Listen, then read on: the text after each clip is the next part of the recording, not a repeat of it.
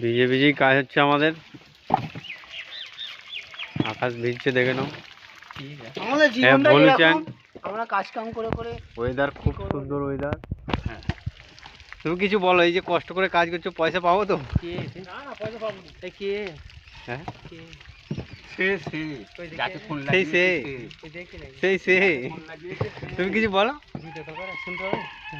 শুনে হ্যালো, আমি ভালো আছো?